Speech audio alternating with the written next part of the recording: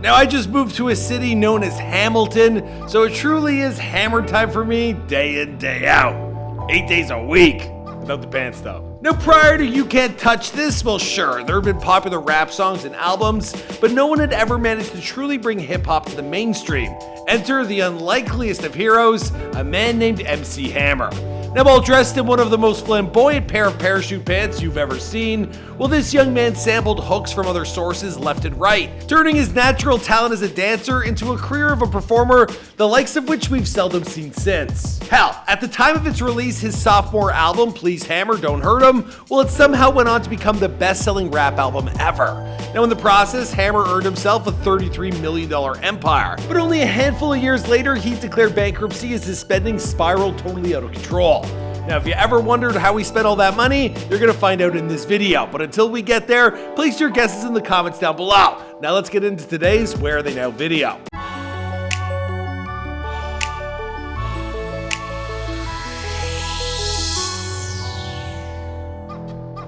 MC Hammer was born Stanley Kirk Burrell on March 30th, 1962 in Oakland, California. Now, growing up in an extremely religious family, Hammer, he would land a job as a bat boy for the local Oakland Athletics, which is a baseball team where he would entertain audiences during breaks with his dancing. Now, in fact, he was such a regular around the team that Reggie Jackson, well, he actually gave him the nickname Hammer for his resemblance to the all-time home run leader. We're talking about Hammer and Hank Aaron. Now, outside of his passion for baseball, Hammer, he also loved soul music.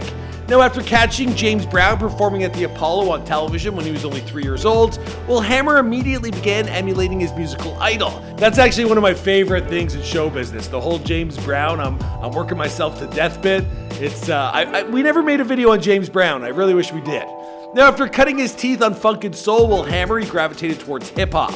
Now, once he had finished spending 3 years in the Navy, Hammer would return to civilian life and he'd begin chasing his dreams of making music. Now, that's when he started performing at local clubs, and with the help of some of his former friends in the Oakland Athletics, he was able to finance the creation of his own record label called Bustin' Records. Now, Hammer recorded his very first studio album, Feel My Power, in 1987.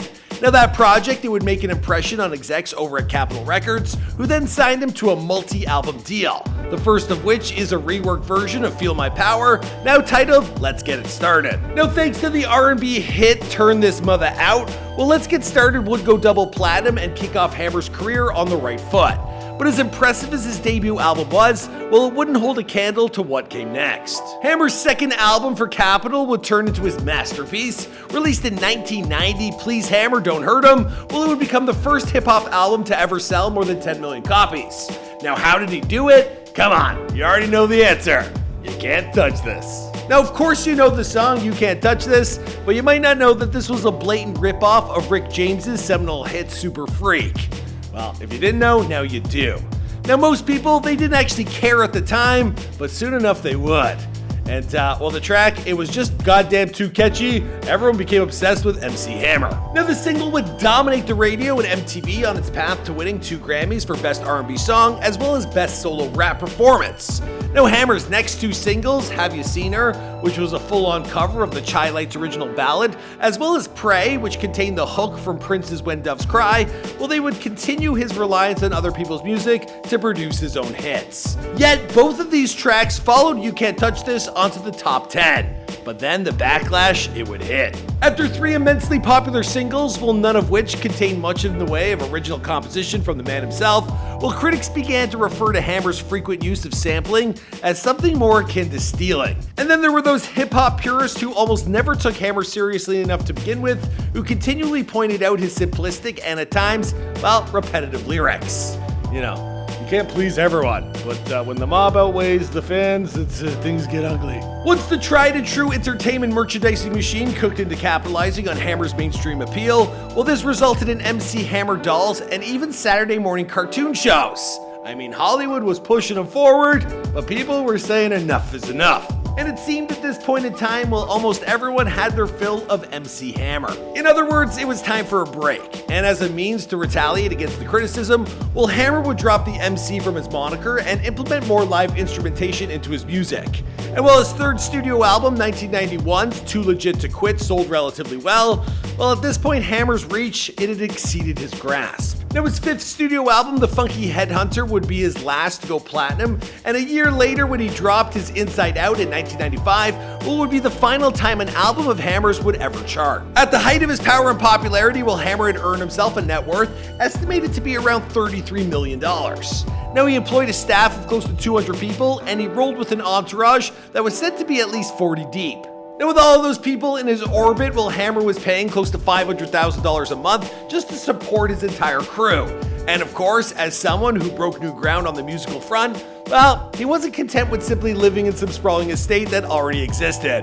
Not at all. Instead, he'd break new ground again, this time in the hills above the neighborhood that he grew up in a 40,000 square foot home that would wind up costing him an unbelievable $30 million to build. Yeah, for those of you keeping track, that's basically all he had plus 6 months. So, damn, the guy spent it all. He also established the Oaktown Stable, which would house 19 thoroughbred horses, including the colt named Dance Floor, who finished third in the 1992 Kentucky Derby. Meanwhile, Hammer, he was dropping millions on Lamborghinis, private jets, helicopters, and even a stretch limo. Basically, Hammer, he was living the life he always wanted to live, and even for someone as successful as he was, it was still beyond his means. In 1996, he officially declared for bankruptcy. But am I broke by these hardworking people, everyday people? No, I'm not broke by that standard, okay. And it's kind of unfair to other people, I'm not broke by that. Yeah. Now, as you might imagine, this new development, it hit Hammer hard. Now, it also prompted something of a harkening back to his roots and a religious awakening. Now, afterwards, he began writing new material with an emphasis on spirituality and his family. In 1998, he recorded an album titled Family Affair that was slated for release on his own label, but after 1,000 copies were pressed, the album release was canceled and the project, it's barely seen the light of day. That's outside of, some hard-to-find internet versions. After that, several more projects were rumored to be in the works, but none ever manifested until the early 2000s, when Hammer would release a string of independent projects with titles like Active Duty, Full Blast, Look, Look, Look, and Dance Jam the Music. Now, none of it was particularly successful. Thankfully, Hammer, he still had one last card to play. Now, beyond reinventing himself as a minister, Hammer would also use what little money he had left from his run on top of the charts to invest in some technology startups. Now, Hammer says that he first became interested in tech companies while filming a music video back in the early 90s. Now, that's when someone told him that music videos would eventually find their way onto the internet. Now, ever since then, Hammer, he's kept his eyes open for potential investment opportunities, and he claims that he was even there to lend some cash to the birth of both YouTube and Twitter. And so I was like, all right, I'm gonna be the first to get it right with video over the internet. Before Prince do it, or before Michael do it, or before Janet do it. So anyway. Now, all of that is to say, little by little, Hammer eventually rebuilt his financial empire. Sure, it never reached the same heights as it once did in the early 90s, but now that Hammer had grown so much as both a man and an artist, he's in a much better place to navigate the rest of his financial life. Now, he's also recently taken the opportunity to share some of his knowledge and remind us that he's a deep thinker as well. Now, when one Twitter user last month posted the idea that philosophy is nothing more than a flirtation with ideas while science is commitment to the truth, Hammer came flying in off the top rope, reminding us all that when you measure, include the measurer. That